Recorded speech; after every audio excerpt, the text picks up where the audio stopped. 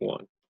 What's up, everybody? Chris Hervishon here. I am the owner of Chris Hervishon CPA CVA LLC, a sole proprietor CPA firm located here in Hilton Head, South Carolina.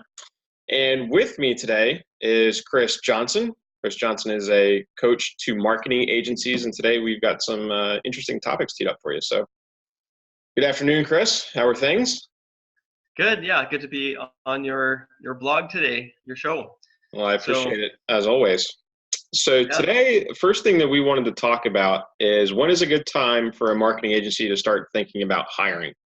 So as a coach to marketing agencies who you help to grow, what are some of the things that agency owners should be thinking about when they're talking about hiring or thinking about hiring? And when is a good time to make that leap?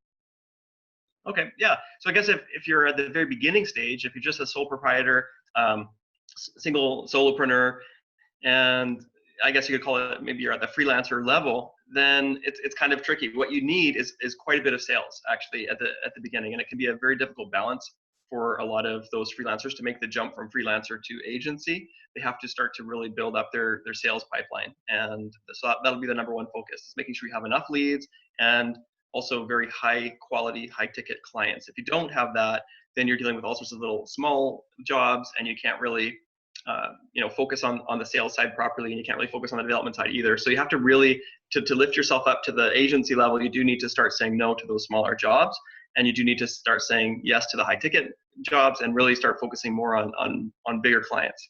So once you've got a lot of revenue coming in, and it doesn't have to be tons, but I would say somewhere between 5,000 and 10,000 per month, somewhere in that range. Once you've reached that range, then you can start thinking about hiring.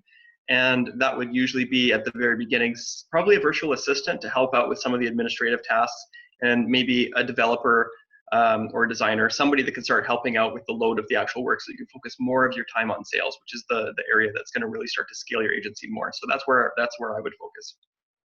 Those are good points. So here's my question to you. You mentioned sales. You did not mention a salesperson. So should the solopreneur, entrepreneur, agency owner be the salesperson, or should they go out and should they hire somebody? It's a very good question. I would never hire a salesperson at the very beginning. And the reason is, as a business owner, you really have to be the best salesperson in your company at the beginning. Because if you hire a salesperson, it's such a tricky process. If you think about, say you put a job ad out there and you say, hey, I need a salesperson, like who's going to really be applying for a sales job? Well, it's going to be people that probably aren't really good at sales, right? Because if they're super good, they'd probably have their own business. And if they're super good, they'd also be employed most of the time. So one would think. Yeah, so you're kind of dealing with it's a very risky game to hire a salesperson full time, and they're making no sales. And the truth is, that's what's going to happen most of the time. You hire any random salesperson, you're probably not going to make sales for quite a while, and so you're going to sink your company. And so the way that a lot of entrepreneurs at that stage think is they go, oh, well, I'm not going to hire them full time. I'm going to just pay them commission. Well, good luck finding somebody that's going to do that for you, because every salesperson has heard that all day long. Oh, I'll pay you a commission if you put in weeks and weeks and weeks of your life into getting me, a lot of revenue for my company. So, so of course, like what's going to happen in the sales rep's mind? They're going to be thinking, well, gee, like thanks for the commission offer.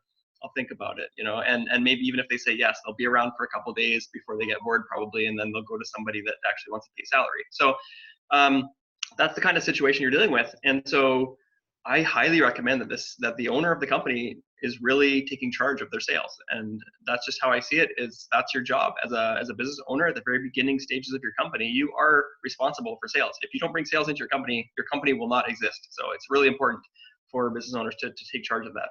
That's a great point. And one of the things I say in some of my other videos is, if you have no revenue, you don't have a business. You just have a hobby that loses money, month over month. So what's interesting about some of the positions that you talked about a virtual assistant, right? You talked about a developer. Those are positions that, due to the magic of the World Wide Web, those can be outsourced, right? And those can sometimes be contractor type roles. Now, difference between a contractor and an employee: a contractor is somebody who you don't necessarily have control over how, when, and where they do the work. You're not providing them with equipment. You're not providing them with training.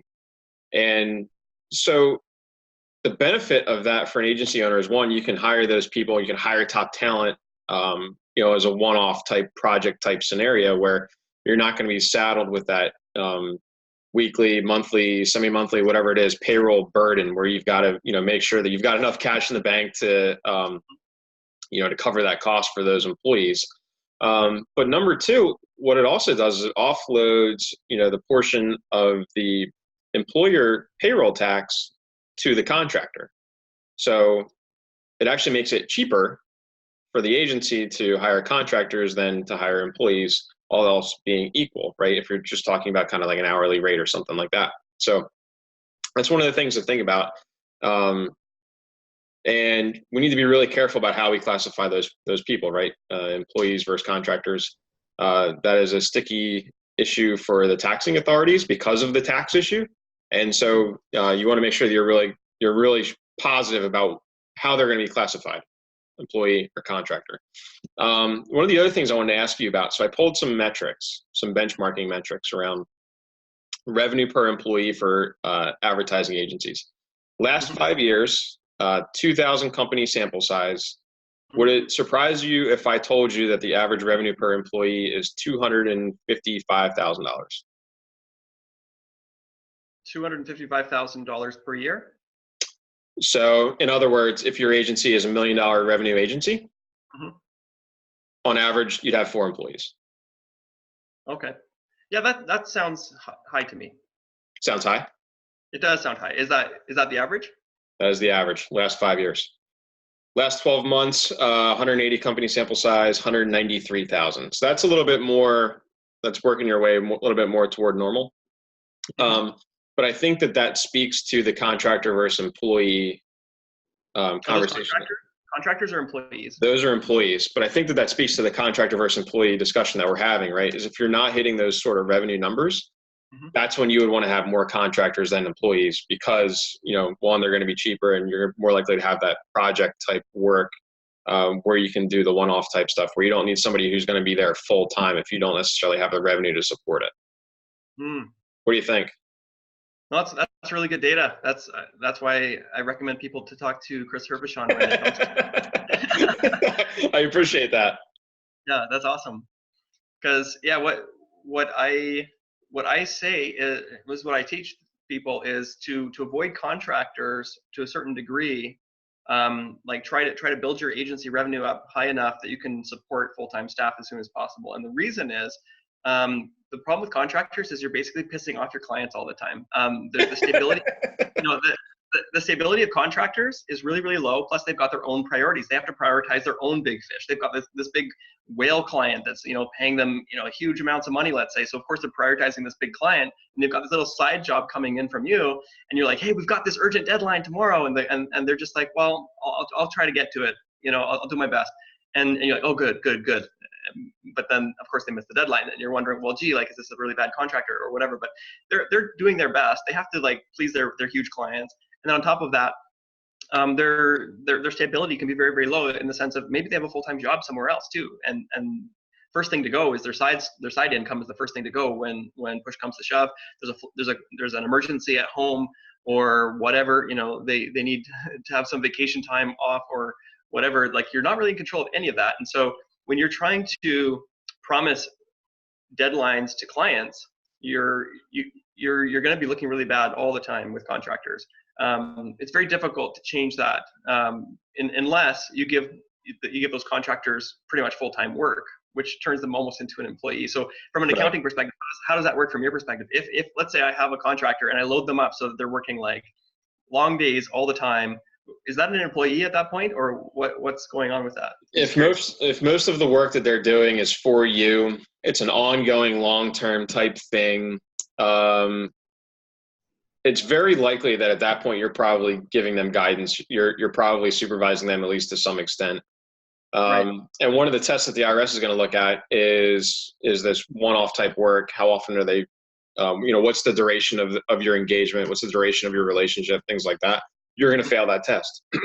So that's one thing to consider. You need to consider all of the facts and the circumstances. Well, I think one of the interesting points that you just made is you kind of brought the qualitative perspective to it. Hmm. It's really interesting, or it's really easy for me to sit here and say, or for me to pull NAICS codes for advertising agencies and to pull benchmarking data and say, well, you should have $250,000 in revenue before you go hire somebody.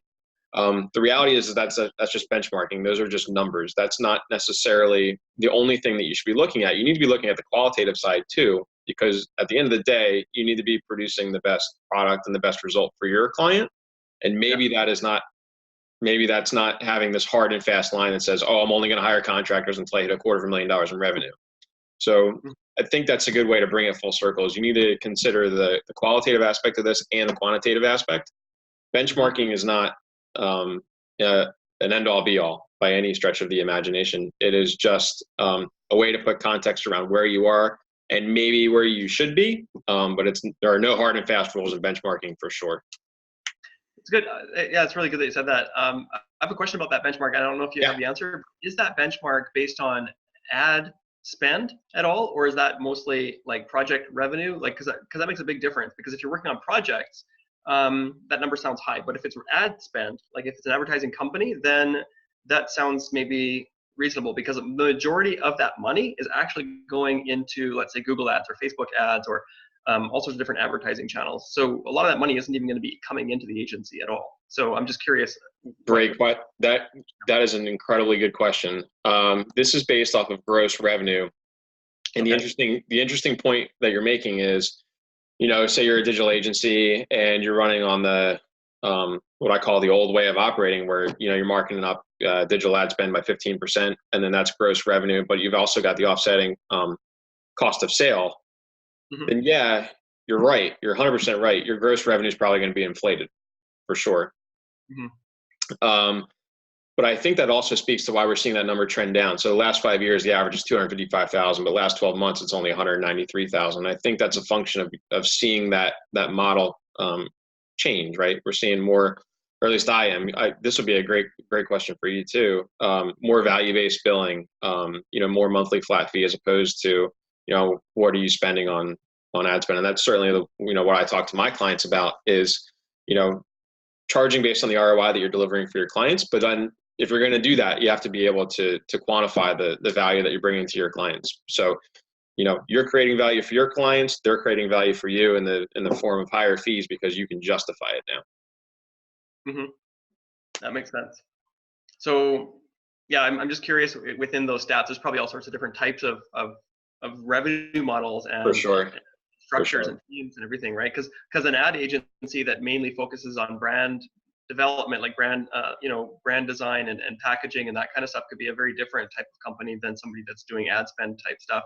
And then For another one sure. that might be doing, they might be more on the actual web design or development side. So it really depends. Like that would be interesting to maybe break it down even further and see where those numbers are inside of those companies. But maybe that's why you should talk to Chris Burbishon and get some of those Yeah.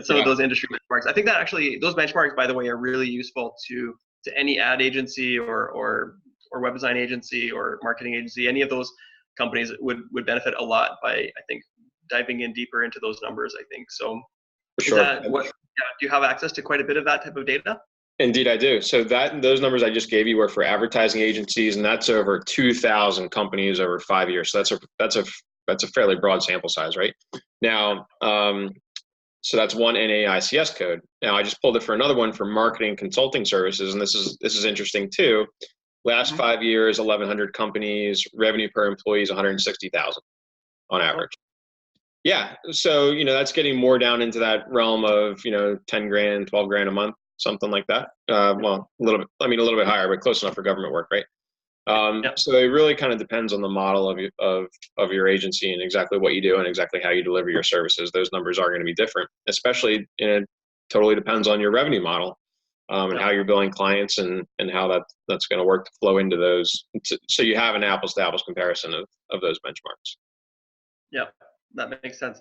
That is really good though, because then if businesses kind of know approximately where things should be at, then they can keep everything stable, right? And that's really important with your company. And that's from um, it's sort of like an insurance perspective, like you need to have a high enough revenue and profit and everything. Otherwise, you kind of can't ensure your own business growth. You can't ensure your hires. For example, when you're hiring people or when you're taking on new projects, all of that has risk. And so you need to be able to have a high enough revenue and a high enough profit margin to manage that risk. And that's another area that I definitely encourage people to focus on. And some people kind of, especially if they're new to business or they're not, if they're struggling, sometimes they have a hang up around money. They think, well, they shouldn't be super profitable. They don't want to be ripping people off, or they, all this kind of stuff. But it is kind of ripping your customers off if you're not profitable, because then your company could just tank and disappear, and then nobody wins. What I mean?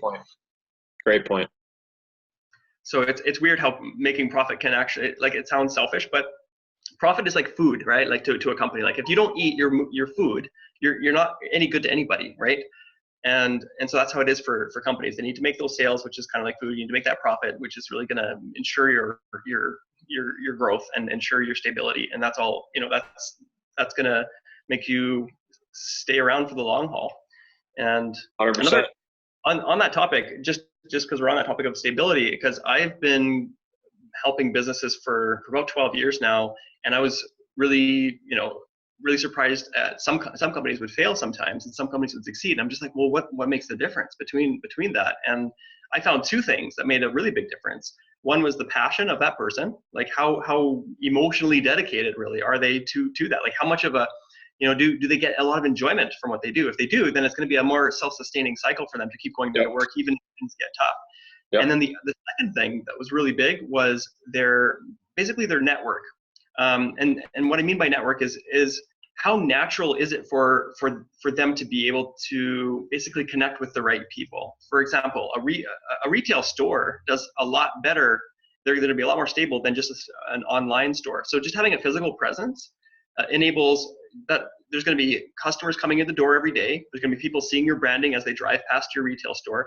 There's this physical presence, which gives you a physical networking advantage to the real world, to real people, face to face, all that kind of stuff. So those companies have a much higher stability than the companies who are just strictly online, where there isn't that natural sort of networking advantage. If you don't have that physical store presence, you can still compensate for that by building your network, which is your relationships with real people. And whether that's through online relationships or offline relationships, it doesn't really matter, as long as you're building those solid real relationships. That gives you that support network, so that when things are tough, you'll have people to rely on. They can kind of refer business to you, and people keep coming in. But that's kind of where I see stability inside of businesses. If you can have that passion, then you're stable as far as you're going to keep going no matter what, because you love it. You're dedicated. And then secondly, your network is there or it's not. If you don't have a network there, you don't have much to rely on when things are tough, So anyway, that's what I noticed. So that gets back to the whole maximum your network is your net worth, right? Yeah. Yeah. And from an accounting perspective, when we talk about stability, a lot of it really goes to capitalization. How much working capital do you have?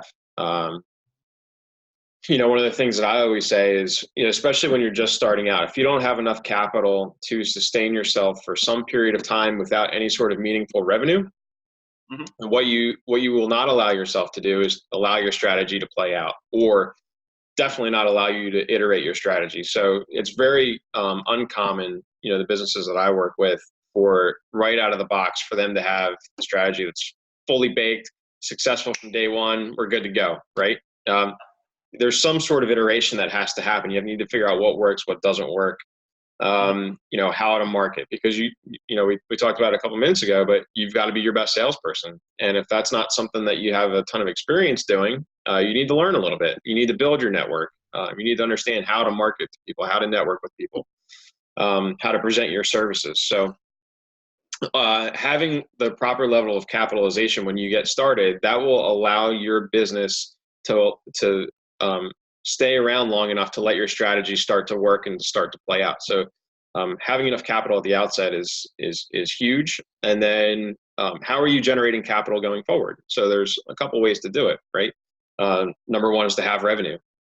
Revenue turns into profit, which turns into hopefully cash. And then if you have cash in the business, then you can afford to grow, right? Paying people and, paying the rent for your office and paying for software services and stuff like that. Another way is to go get a loan. So that's inherently more expensive because it comes with interest, generally speaking, and you've got to service that loan. So, a couple of things I would say about stability: being properly capitalized at the outset, and then understanding how you need to be capitalized going forward to be stable and to allow for that growth from an accounting perspective. That's interesting. So what would you recommend to a new business? Should they get a loan to start their business to allow for that sort of runway time, to get a little bit of time and to be able to stretch out and build out their strategy? Or should they try to start a little bit smaller and just iterate? The best way, always the best way to start is to have a pile of cash, right? That's also the most difficult way to start, especially if you're coming from, some sort of a full-time employment, where you've had a job. You're basically stuffing away cash, so you have a pile of it to start with, and you're just going to chip away at it while you let your strategy play out while you're building your business. And startup costs are expensive, right? It costs a lot of money to go build a website unless you're going to do it yourself. It costs a lot of money to market your business unless you're going to do it, yourself. Facebook ads aren't free, right? If you have to go buy advertising, or if you have to go buy promotional products, or just to go get yourself a lawyer to get your business set up, from a legal entity perspective, go hiring an accountant. Those aren't free. All these different service providers that you need to really do it right, those are not free. So you have to have some sort of a capital. Now, the question is whether or not you should go get a loan or whether or not you should finance it yourself. It's always going to be cheaper and easier if you have that pile of cash, but it's harder to go get that pile of cash. Loans, depends, right? What kind of loan terms are you going to get? What kind of interest is it going to come with? Because you've got to service that interest. And, that's inherently going to make your business less profitable because that's an expense that you're now taking on. And, it also means that you can't use that cash for something else while you're growing. So there's a lot of different factors, but, the moral of the story is it's always better to have a pile of cash, and it's definitively easier said than done when you're getting started. That's interesting. I've actually seen some huge startups fail with a pile of cash strategy, though. Have you seen like the cause of that? And I'll just tell you my perspective is the cause of that is it's sort of an entitlement / laziness / not really understanding the real market and not understanding the real situation of business, because you've got all this money to rely on. It's like a safety blanket. And so if you have a huge, $1 million loan or investment, it's just like, oh, I got this big safety blanket. We got millions of dollars. We're good to go. We can just kind of like paddle slowly and just try this and try that, and everything it's kind of like this sort of lackadaisical approach. It's just for sure. It's very easy for a company. Like I've seen that happen a few times. And so my lesson from that was, wow, like, you really need to respect that money, because it does not. So that pile of money that you start with is not going to guarantee your success at all, which goes back to what you said a couple of minutes ago. You have to have that passion, right? I'm actually in the middle of reading that book, Zero to One by Peter Thiel. And he talks about the founder of Box. The company started in California, I believe, but 4 years into that startup, he had an apartment that was a couple of blocks away from the office. And the only thing that he had in that apartment was a mattress.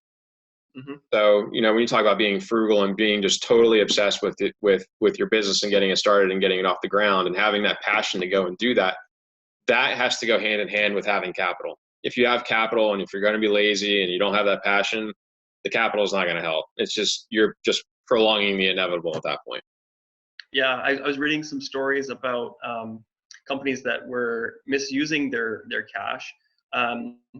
Big companies like companies like GM and there's a bunch, but basically there's a lot of interesting turnaround situations where companies basically, I've seen CEOs come in there and they just like completely relocate. Like they have these like sort of glass tower type citadels that are just these amazing palaces, and they're just like, nope, this is not going to make us any money.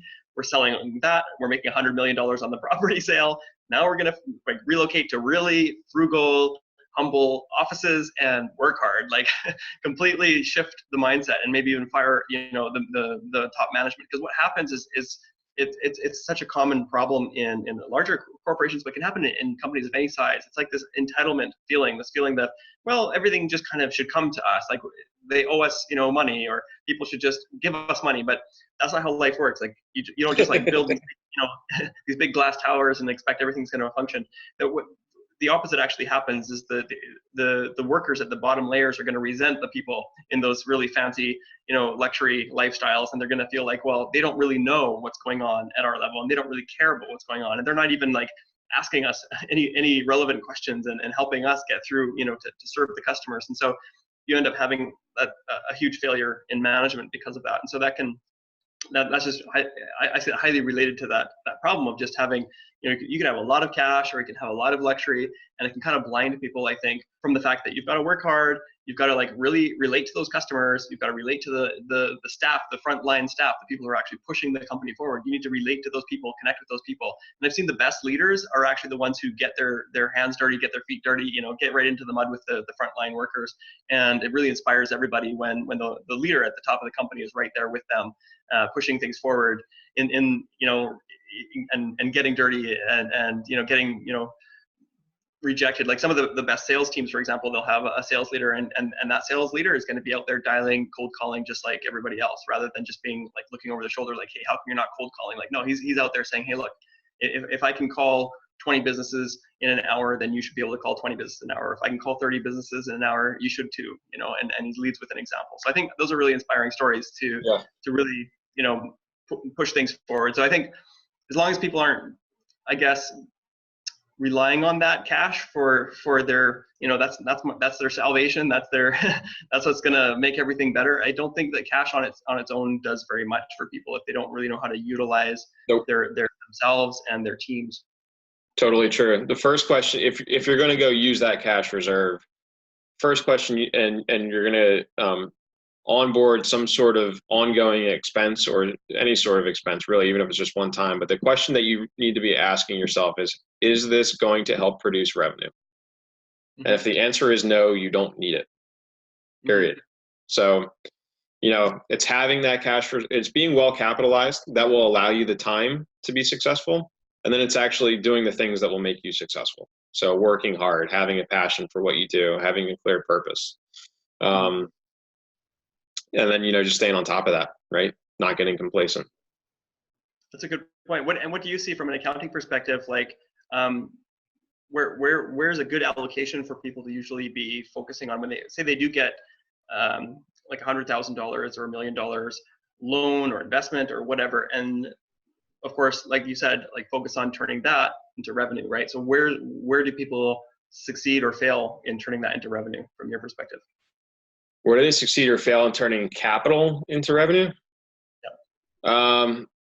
Spending too much too quick, spending money on things that are not going to drive revenue, spending things on a really great example with agencies of software subscriptions that you really don't need to deliver your service or really are too expensive for the agency size and scope that you have with your clients. That's like the number one. Not having cost structures in place at the outset that are appropriate for where you are. So, I would tell folks, I'd be comfortable with 3 to 6 months of expenses in reserve to start with. Mm-hmm. Certainly 6 months is better than 3 months, but if you have less than 3 months, it's going to be really hard because, in 90 days, you're going from zero to trying to turn it into something that's producing revenue to sustain yourself. I mean, at the end of the day, you've got to pay your rent or you've got to pay your mortgage and you got to put food on the table. You can't just live off the McDonald's dollar menu forever, right? So 3 to 6 months of reserves, I would say, is a good start. And then just being really diligent about what you are spending that money on. So if it's not something that you absolutely need, then you should not purchase it. You should wait until that service or that expense is actually going to help you to drive revenue, or if it's going to make you more efficient. So driving revenue is has the same effect on your bottom line as reducing cost. So when I say driving revenue, a good substitute for that would be creating an efficiency that will drive cost down. Has the same effect on the bottom line, right? So we need to have that kind of perspective in mind when we're talking about how to use that capital. Mm-hmm. That make sense? Yeah, that's really good. I love your accounting perspective. I think a lot of agencies could, I think that would be very beneficial. I appreciate that. Yeah. So we've covered a lot of ground here so far. Anything else you want to add before we kind of wrap it up? Yeah, good question. One area that I was curious about is how do you deal with payroll when it comes to outsourcing, contractors, employees? Like, how do you deal with all of that from an accounting perspective? Is there something that agencies need to know that they might be doing wrong, or like what would you say? Like, is there anything that agencies need to do better, or?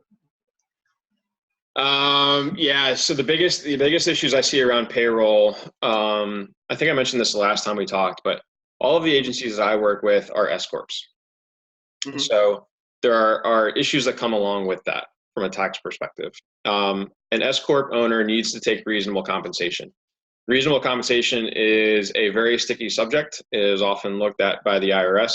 There's tons of case law out there around it, or tax case law, and it's something that you really need to pay attention to. So if you are an agency owner, if you are structured as an S corp in order to save money on your taxes, you need to realize that you have to take reasonable compensation.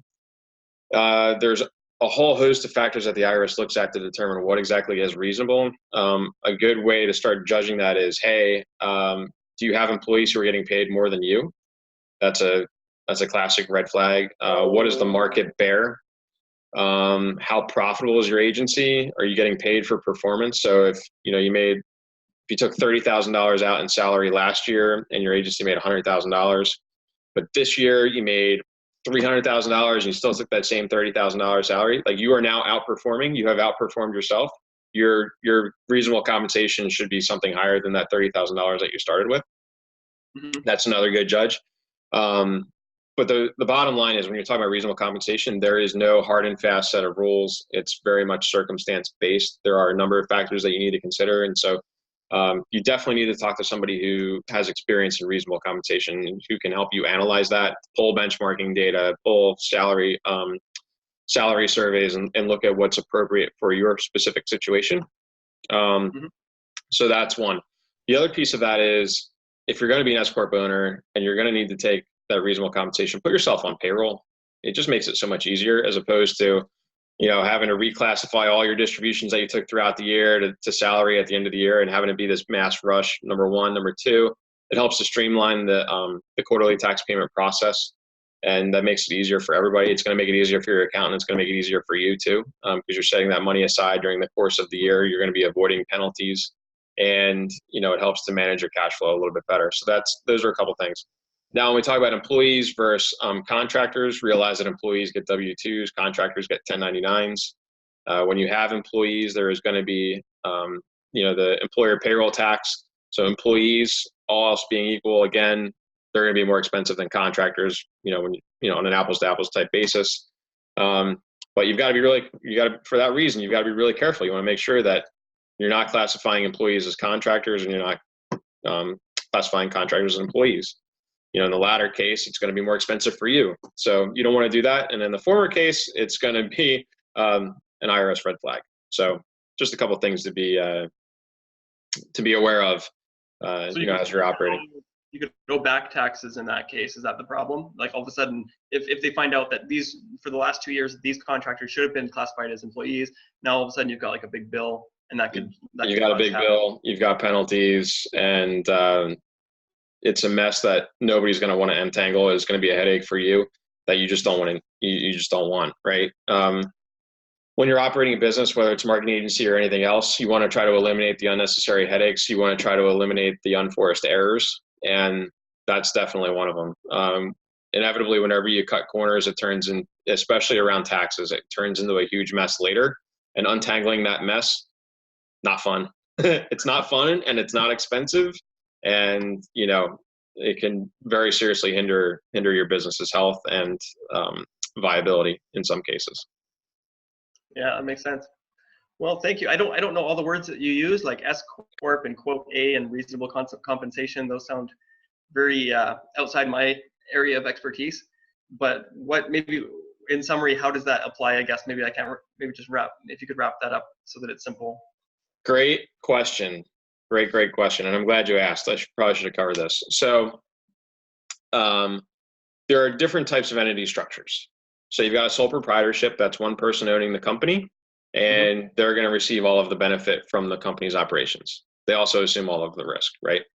You've got a C corp, which generally speaking has, those are going to be your larger publicly traded type companies, generally speaking. The thing about C corps is that their earnings are taxed twice.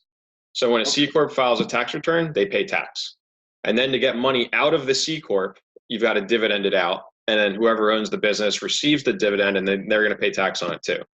So the C corp gets taxed, they distribute income, that income gets taxed, and so it's double taxation of revenue. Okay, double taxation of earnings. You've got an S corp, which is also a corporation, but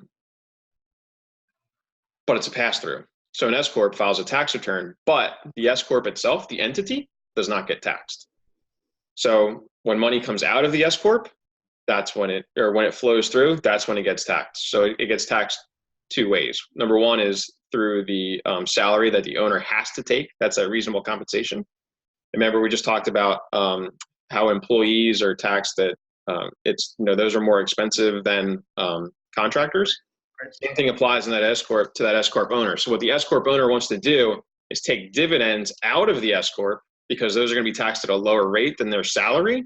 And so the incentive for the S corp owner is to take the lowest amount of salary, the highest amount of dividend, and then therefore pay the lowest amount of tax.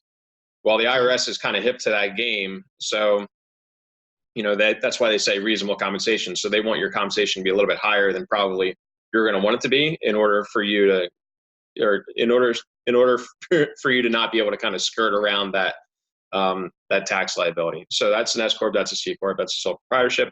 The other one we have is a partnership, and that's when more than one person owns the business. That is also a flow through entity, and then that's going to be taxed at your ordinary income rates. So all else being equal, generally speaking, an S corp is going to allow the owner to pay a little bit less tax. There's the devil's in the details with all of this when we're talking about what kind of entity you should choose.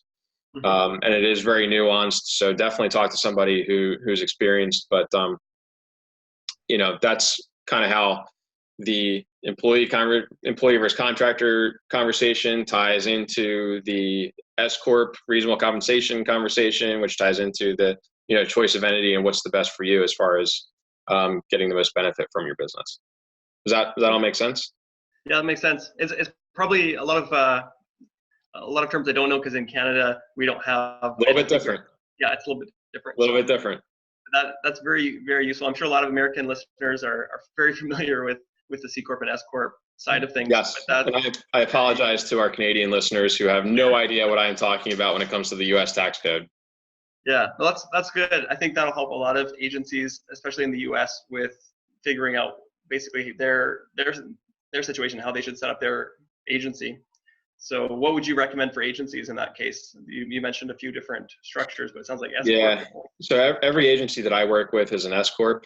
The thing about S corps is you're going to have ownership restrictions. So foreign ownership is not going to be allowed. You're going to be capped at 100 members. So you've got restrictions there.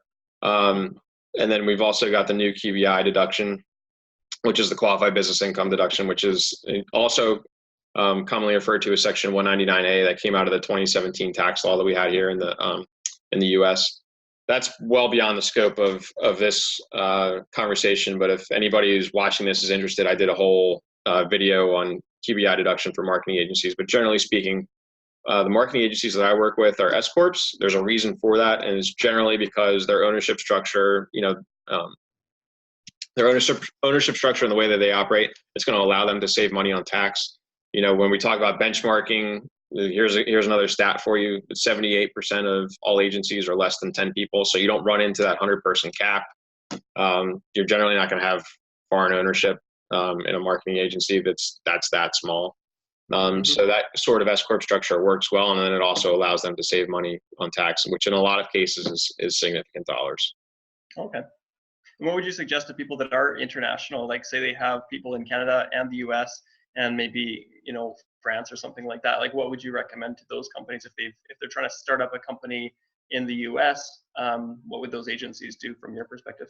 Oh, very dependent. International taxation is not my strong suit, but in that sort of instance, you're probably running up against the C corp. Just if the ownership structure is going to be that broad based and that complex, that's probably where you're going to end up. Got it. Interesting. So that's wow. So definitely people should talk to you then when it comes to figuring out their agency taxation in the US and getting everything structured and clear. I think yeah. Looks like Yeah, it's a way to save money and keep more of your money in your pocket, which effectively makes your business more profitable. So it's definitely one strategy to help you be more profitable. You can grow revenue, but you can also save on taxes, and right. in both instances, what you're trying to accomplish is a bigger bottom line, and good solid tax planning can help you accomplish that. Right. So you'll help with the tax side, not trying to screw over the government, but just do it right, just do it properly, but also make it so that it's not causing extra costs that shouldn't be there for the company. And then on the other hand, I like that you specialize in actually helping agencies with their cost structure, right? Like basically, so maybe can you explain that a bit more? It looks like you dive deeper into the actual nuts and bolts of the agency to try to optimize that, right? Is that right? Yeah, sure. So, the way that I like to think about it is the four pillars of business strategy. So pillar number one is customer acquisition and sales. That's growing your top line. That's what that is. So it's pillar number one, because if you don't have revenue, you don't have a business, period. You've got a hobby that just loses money. Pillar number two is financial strategy. And that's where we get into maximizing your cash flow, making sure that your expense structure is as efficient as it can be. Making sure that you're well capitalized, making sure that you have the appropriate level of capital, talking about where your capital is coming from. What is your level of debt? What's your appropriate level of debt? How should you be paying down debt or not paying down debt? Should be taking on more debt? All of those things, that's financial strategy. Pillar number three is people and culture. So you've gotten past the point where you've got revenue, so you've got a business, you're now profitable, you've got cash flow, and now you can start thinking about hiring people and thinking about who the appropriate people are in your company, and what kind of culture you're trying to foster. There's that whole saying that culture eats strategy for lunch. Well, I personally subscribe to that in some regard.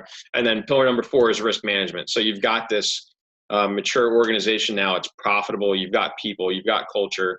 You've probably got a really solid strategy too if you've gotten to this point. But risk management basically just makes sure that your business can stay in business, and that one sort of event or one problem area is not going to take down the whole ship or ruin what you've already built. So that's risk management. That's for your probably more mature businesses. So the process that I look at is working through those four pillars of business strategy. And I offer a consulting type service called the Wayfinder, which looks at where are you, what should you be focusing on in those four pillars, developing KPIs around that, and then helping you to stay on top of those as you grow your business.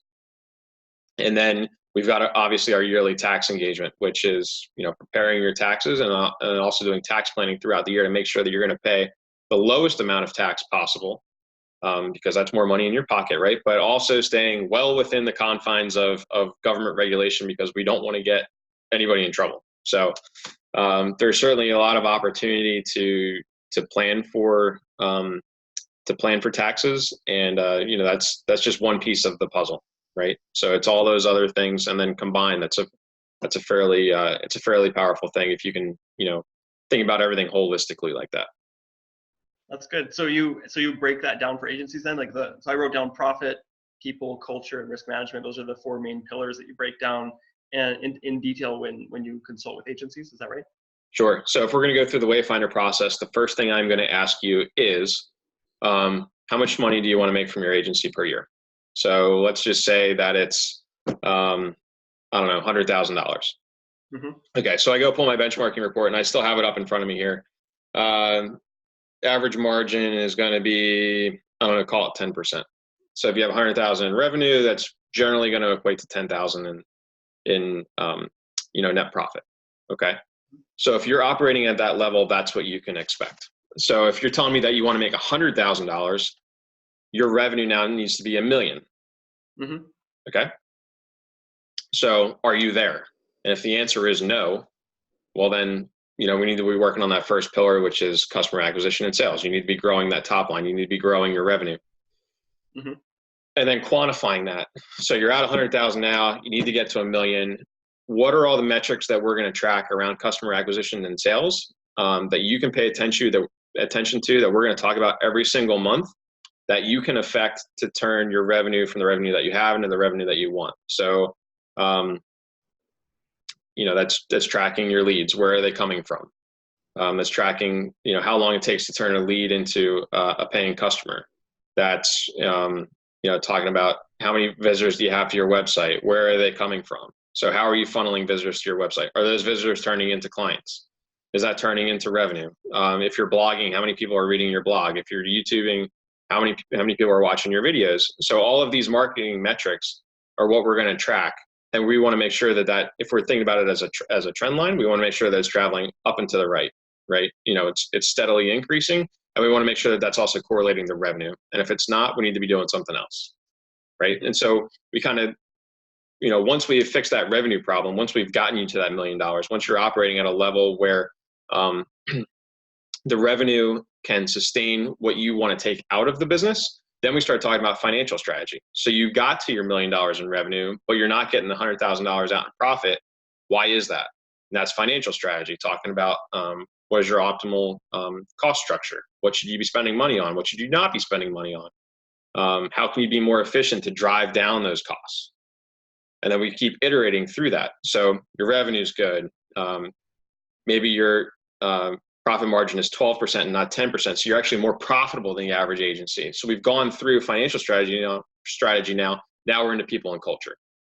Mm-hmm. And then that's a completely different conversation. Yeah, that makes sense. Well, thank you. Yeah, definitely it's been very enlightening. So I really appreciate all of I appreciate that. Likewise. Yeah. Super, super excited to learn more from you, Chris.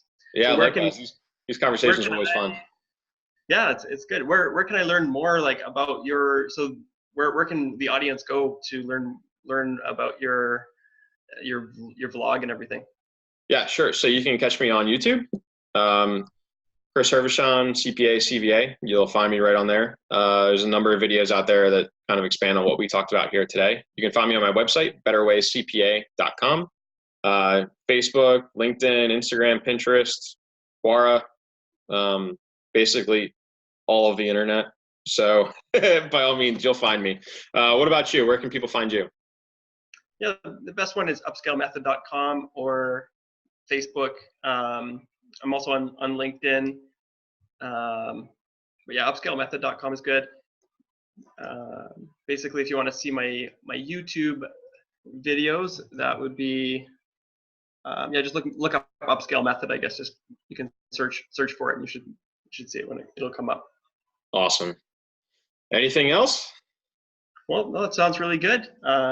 Thank you for connecting again, and let's do this again soon. Absolutely, it was fun. Thanks, Chris. Yeah, thank you.